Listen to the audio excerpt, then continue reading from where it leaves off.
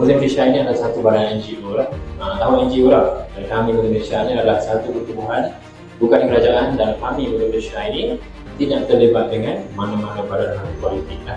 Mungkin kata rezeki pada saya pilih kau, timbala pilih kau. Ini adalah rezeki Allah SWT yang mana memang tertulis kamu lah. Dan hari ini Alhamdulillah sampai kepada tuan dia lah.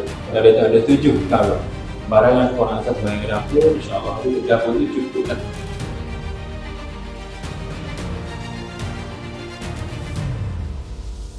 Saya Ramli Cik Hasan, Timbalan Pengerusi JPKK Apahili, ingin mengucapkan ribuan terima kasih kepada Muslim Malaysia.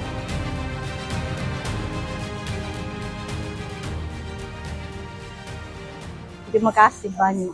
Terima kasih Muslim Malaysia.